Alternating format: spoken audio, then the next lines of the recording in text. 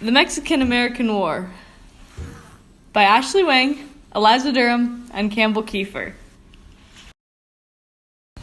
The Mexican-American War lasted from 1846 to 1848. It began because Mexico and America both claimed the disputed land of what is now Texas. President James Polk wanted to buy the lands from Mexico, but the Mexican government rejected the offer. Then, President Polk ordered troops to take the land. The Mexican army fought back and entered U.S. territory. Polk used this as an excuse to declare war on May 13, 1846. The American army started with only 8,000 soldiers, but soon they had 60,000 volunteers. The American Navy dominated the sea, and the American government provided stable leadership. President Polk directed the war from Washington, D.C. The United States victory was final on February 2, 1848, when they signed the Treaty of Guadalupe Hidalgo. America ended up adding more than 500,000 square miles of Mexican territory, including California, Arizona, Nevada, Utah, and New Mexico to the United States.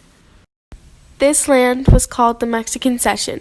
The Mexican War was very harmful and costly. It took many people's lives, and the problem could have been fixed in other ways.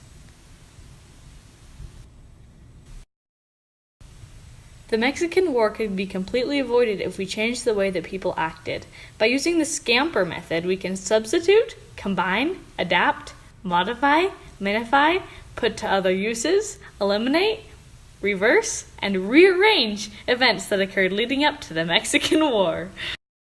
The three main problems were the conflict over the land, the battles, and the separation in the two nations. For a solution instead of a war, we could eliminate conflict over the land and combine the nations. That way, everyone would have more land and no one would fight. Instead of fighting each other, the Mexicans and Americans could substitute a war and sign a treaty instead, saying that they would share the land in peace.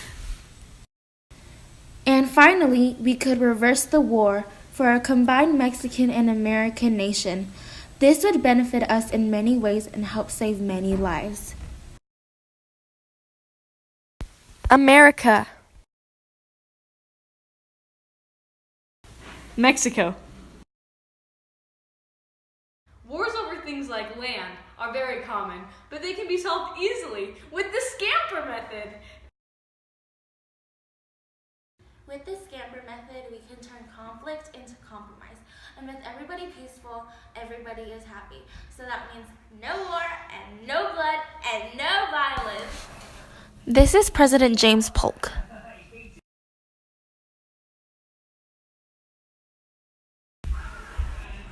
This is General Santa Anna.